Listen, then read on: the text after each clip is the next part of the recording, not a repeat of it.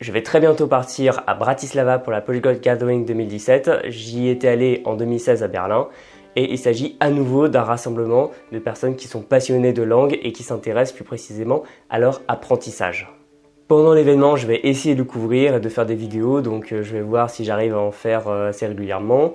Mais aujourd'hui, avant même d'y aller, ça me donne une bonne occasion de réfléchir à la polyglossie, c'est-à-dire au fait de parler plusieurs langues, et de vous faire une annonce importante, donc regardez bien cette vidéo pour voir de quoi il s'agit.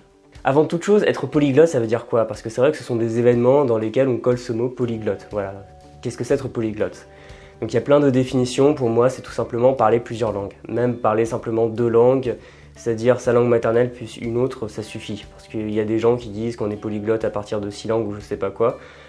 Je vois pas pourquoi en fait, parce que ça donne au fait d'être polyglotte une sorte de statut exceptionnel. Alors que je le dis depuis longtemps finalement, être polyglotte dans pas mal de régions du monde, et même pour pas mal de gens en France, c'est très normal en fait. C'est même dans certains endroits plus normal d'être polyglotte que d'être monolingue.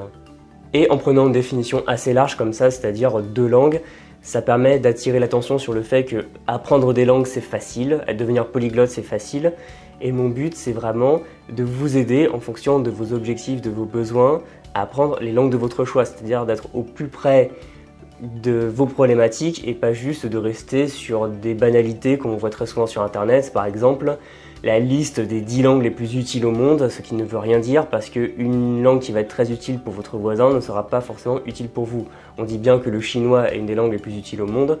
Dans ma vie personnelle, le chinois ne m'est pas utile, je l'apprendrai peut-être un jour.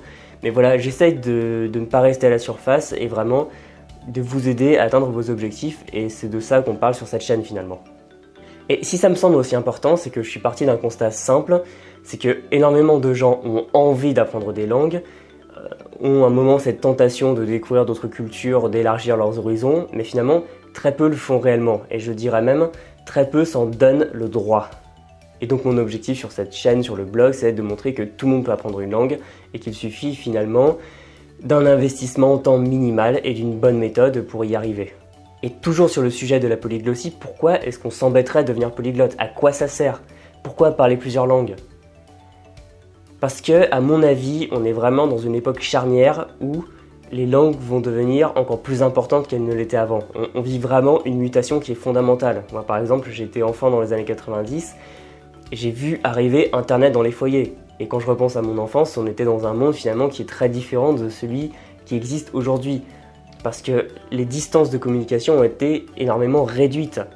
Parce qu'avant, si vous vouliez avoir un correspondant, il fallait lui écrire des lettres qui allaient mettre des jours, voire des semaines à arriver. Ou alors vous pouvez lui passer un coup de fil et vous aviez une note de téléphone horrible. Alors que maintenant, si vous voulez parler à quelqu'un, vous allez sur n'importe quel logiciel de messagerie instantanée, sur votre téléphone par exemple, et vous lui parlez tout simplement. Et notre monde occidental est en train de changer du point de vue des langues, parce qu'avant on était dans un environnement hérité du 19e siècle où il y avait des États-nations qui s'étaient formés, on avait imposé une langue.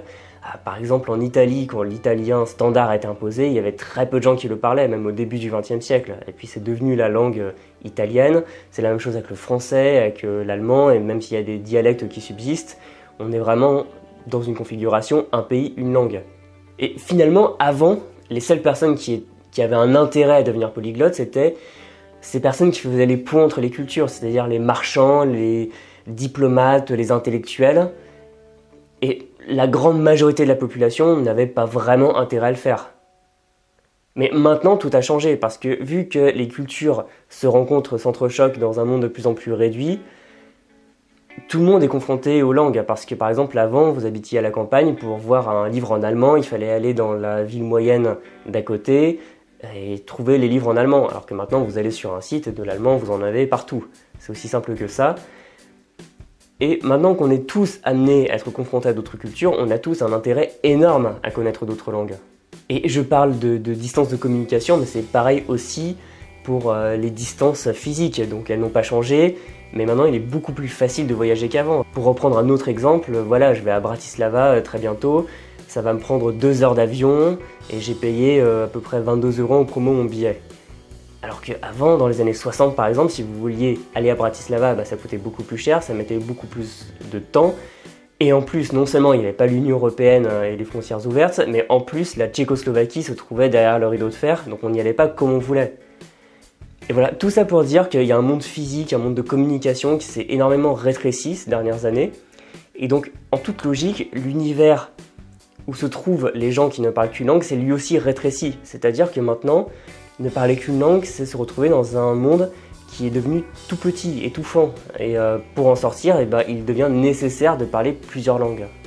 Et là, je laisse vraiment à chacun le choix de décider si cette mondialisation est bonne ou mauvaise, parce qu'elle apporte des choses bonnes et mauvaises, à chacun sa perception, mais en tout cas, il y a quelque chose qu'on ne peut pas nier, c'est que ça s'accélère, parce que honnêtement, il y a 10 ans, mettre l'anglais sur son CV, c'était vraiment très bien. Maintenant, dans pas mal de boulots, c'est même plus un plus, c'est juste un prérequis. Donc de plus en plus, les personnes qui vont parler plusieurs langues vont être avantagées, et les personnes qui n'en parlent qu'une vont être désavantagées. Il va y avoir un fossé, injuste, c'est vrai, mais un fossé quand même qui va se creuser entre les monolingues et les multilingues. Et puis même si on pourrait voir ça comme une contrainte, finalement on est dans la meilleure époque pour apprendre les langues parce que ça n'a jamais été aussi facile. Bon, je pense que de tout temps, l'être humain a été capable d'apprendre des langues et que c'est l'évolution qui l'a créé ainsi pour communiquer avec les individus proches de lui et communiquer avec les individus plus lointains. Mais les moyens techniques font que maintenant, n'importe qui peut apprendre une langue, très facilement. Et je pense que si vous êtes en train de regarder cette vidéo en ce moment même, c'est que vous aussi, vous apprenez ou vous voulez apprendre une langue, que ce soit l'anglais, l'espagnol, le chinois, l'arabe, l'allemand, etc. Et vous avez envie de le faire pour plein de raisons différentes, que ce soit pour découvrir une nouvelle culture, aller dans un pays, parler avec ses habitants, que ce soit pour vous rapprocher de gens qui sont importants pour vous, que ce soit pour améliorer votre carrière, travailler dans les langues ou utiliser les langues pour travailler à l'étranger, ou même par pure curiosité linguistique pour connaître la langue, lire des livres, etc. Donc il y a vraiment mille et une raisons d'apprendre les langues. Mais le paradoxe, c'est que dans notre époque où il est facile de le faire, très peu de gens le font. Très peu de gens osent le faire. Et ce paradoxe, il est dû au fait que, d'accord, on est dans un environnement qui est propice à l'apprentissage des langues, mais on a toute une mentalité, toute une culture autour de nous qui ne l'est pas. Parce que déjà, on vit dans un grand pays de culture monolingue où apprendre les langues était finalement réservé à une petite partie de la population. Mais en plus, on a un système scolaire universitaire qui nous a forgé de telle manière à ce qu'on considère que l'apprentissage, ça se fait quand on est enfant, adolescent ou à la rigueur jeune adulte, et qu'après, plus rien. Et d'où la croyance qu'apprendre une langue, ça ne se fait que pendant l'enfance et qu'après, c'est impossible, alors que c'est totalement faux. Et ensuite, on est entouré de mythes, de croyances totalement fausses sur l'apprentissage. Par exemple, il y a beaucoup de gens qui disent que telle ou telle langue est impossible à apprendre. Je le sais, j'ai appris le finnois et régulièrement, il y a des gens à qui j'en parle qui me disent « ça, c'est une langue impossible à apprendre ». Bon. Et généralement, les personnes qui disent ça sont celles qui n'ont jamais appris ces langues, donc qui parlent en totale méconnaissance de cause. Ou alors j'entends souvent que pour apprendre une langue, il faudrait absolument vivre dans le pays, sinon c'est impossible, etc., etc. Je ne vais pas toutes vous les faire. Mais avec tout ça, il est normal qu'on se mette plein de bâtons dans les roues avant même d'avoir commencé. Ou alors on reste attaché à des vieilles méthodes qui ne marchent pas, qui ont montré leur inefficacité, comme par exemple travailler par grosses sessions de 5 heures une fois dans la semaine, ce qui ne sert à rien, ou essayer d'apprendre par cœur des listes de vocabulaire longues comme le bras ou des tableaux de déclinaison. Et le pire même, c'est qu'on n'a jamais eu autant de moyens d'apprendre les langues, mais on n'a jamais été aussi perdu. Parce qu'on est vraiment dans la jungle des sites, des applications, des méthodes qui sont de plus en plus nombreuses et qui font des promesses de plus en plus délirantes du style devenir bilingue en anglais en 3 mois ou je sais pas quoi. Et on sait pas où donner de la tête. Et bien souvent, pour terminer, on se sent très seul. On est seul face à son apprentissage, on ne sait pas où on en est, on ne sait pas où aller. On se démotive facilement, bref, c'est très difficile en fait de savoir comment apprendre une langue.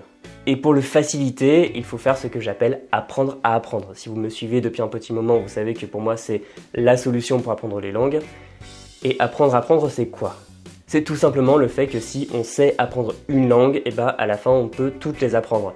Et pour ça j'ai observé des linguistes, des polyglottes qui avaient appris plusieurs langues, et j'ai vu qu'à chaque fois ils avaient une approche où ils prenaient de la hauteur, et ils ne restaient pas sur les détails d'une langue, mais ils avaient une approche globale. Et à partir de ça, une fois qu'on a défini sa propre méthode pour apprendre une langue, on peut tout apprendre. C'est aussi simple que ça. Et ça permet en plus d'être autonome, de ne pas subir l'apprentissage, de le faire vraiment en fonction de ses besoins personnels, de ses objectifs personnels. Et ainsi, on est moins dépendant des cours, des méthodes, des contenus divers et variés, et on sait comment les utiliser pour apprendre par soi-même. Et donc pour vous aider à apprendre, j'ai fait plein d'articles, de vidéos, mais aussi des formations. J'en ai fait en tout 5, dont 3 qui sont les principales à mon sens pour apprendre à apprendre, qui sont apprendre une langue vite et bien, vocabulaire express et conversation efficace. Donc 3 formations sur 3 aspects fondamentaux de l'apprentissage d'une langue que j'ai créées puis améliorées en fonction des discussions que j'ai pu avoir avec vous, de vos retours et de vos commentaires. Et de quoi s'agit-il? La première, apprendre une langue vite et bien, va vous aider à créer un projet d'apprentissage, c'est-à-dire fixer vos objectifs, créer des exercices types et surtout rester motivé sur le long terme, comprendre comment marche votre motivation pour l'entretenir et créer des habitudes saines qui vont vous aider jour après jour à apprendre plus rapidement et efficacement.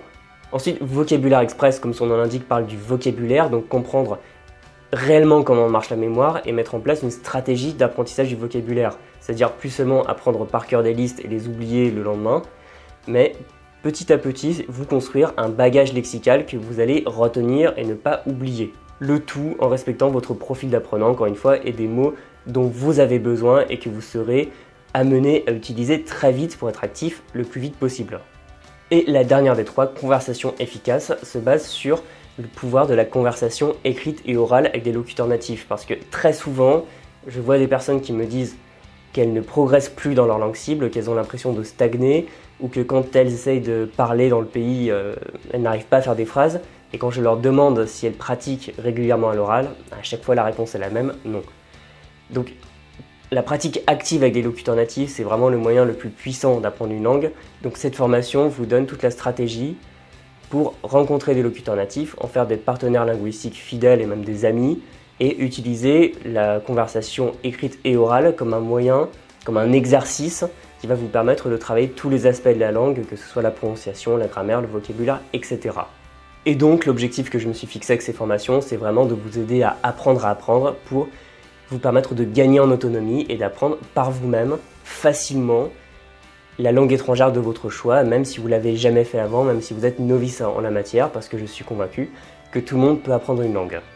Alors évidemment, ça demande un investissement en temps, un investissement en énergie, ça demande du travail, parce que moi je vous ferai jamais de promesses du style devenir bilingue en 3 mois, c'est pas mon genre et je sais que ça ne marche pas, ce serait vraiment vous mentir. Donc ça s'adresse aux personnes motivées. Mais je sais que si vous regardez cette vidéo, de la motivation vous en avez. Mais il se trouve que depuis quelques mois, je reçois pas mal de commentaires, de messages, etc. qui me disent en gros, alors Pierre, moi j'adore les langues, je suis très motivé, je veux apprendre cette langue et j'aimerais bien un jour prendre une de tes formations, mais pour le moment j'ai pas le budget. Et ça je peux très bien le comprendre parce que même si j'ai déjà vu des formations beaucoup plus chères pour moins de contenu, très honnêtement, je peux très bien comprendre par exemple si vous êtes étudiant, jeune actif, que vous ne pouvez pas forcément sortir cet argent tout de suite, et ça je le comprends très bien. Mais comme je considère que tout le monde devrait pouvoir apprendre une langue et que l'argent ne devrait pas être un frein, ce que je vous propose aujourd'hui, à l'occasion de la Polyglot Gathering, j'ai trouvé que c'était un bon prétexte pour le faire, c'est un pack de formations avec ces 3 formations, donc apprendre une langue vite et bien sur la motivation et la gestion du temps, vocabulaire express sur l'apprentissage de mots, d'expressions et même d'écriture étrangère, et conversation efficace pour pouvoir pratiquer activement la langue. Donc ce que vous pouvez faire, c'est télécharger d'un seul coup les 3 formations en même temps, c'est-à-dire plus de 6 heures de contenu en vidéo, avec des fiches pratiques, des ressources, bref, tous les outils dont vous pourriez avoir besoin pour faire vraiment une boîte à outils personnalisée pour apprendre les langues étrangères par vous-même. Et chaque formation prise indépendamment vaut 67 €, ce qui fait un total de 201 €. Et aujourd'hui, je vous propose le pack de 3 formations à 99 €, c'est-à-dire une réduction de plus de 50%, et ça revient à 33 € la formation, pour apprendre beaucoup plus efficacement votre langue cible, et même toutes les langues que vous pourrez apprendre à l'avenir, sachant que vraiment, j'en ai fait l'expérience, se former sur les langues, investir sur soi dans les langues, c'est vraiment un des meilleurs investissements qu'on puisse faire. Alors si ça vous intéresse, si ce pack de formation vous intéresse, il est disponible maintenant, il suffit de cliquer sur le lien dans la description et donc vous pourrez télécharger d'un coup l'intégralité des 3 formations pour 99 €. Et une dernière chose, je sais qu'il y a pas mal d'entre vous qui regardent cette vidéo qui ont peut-être déjà commandé une de ces formations. Je vous ai envoyé un mail à part à l'adresse que vous m'avez laissée au moment de votre commande, ce qui vous permettra d'acquérir les autres formations à un tarif réduit. Voilà, comme ça, tout le monde cette semaine pourra accéder à mes formations à un tarif préférentiel. Attention cependant, cette offre est valable uniquement cette semaine pour la Polyglot Gathering, c'est-à-dire jusqu'au dimanche 4 juin à 23h59, donc heure de Paris, donc si vous êtes sur un autre fuseau horaire, faites attention. Et passé ce délai, je retirerai le pack, et vu que c'est vraiment une offre spéciale que je fais maintenant et que j'ai jamais faite avant, je ne sais pas si je la referai un jour. Conclusion, si mes formations vous intéressent, il y a un moment où vous avez eu envie de les acquérir mais que vous n'étiez pas sûr à cause du prix, voilà, cette semaine, je réduis vraiment les prix comme ça, je pense que tout le monde pourra en profiter. Et si ça vous intéresse, donc vous avez le lien dans la description. Voilà, je vous remercie d'avoir regardé cette vidéo. Et un dernier mot d'encouragement, c'est que si vous êtes en train d'apprendre une langue et que vous êtes un peu perdu, continuez, persévérez, ne lâchez pas l'affaire, parce que apprendre une langue, ça peut être intimidant, mais une fois qu'on a les bons outils, qu'on a les bons réflexes, ça devient vraiment facile. Il y a un investissement en temps, c'est sûr, mais ce n'est pas difficile. Même les langues réputées difficiles ne le sont pas réellement si on a la bonne méthode et la motivation. Donc si vous doutez à l'heure actuelle de votre capacité à apprendre une langue, je vous rassure, vous pouvez le faire, tout le monde peut le faire. Et je vous souhaite bon courage dans ce beau projet. Je vous remercie et je vous dis à très bientôt. Salut!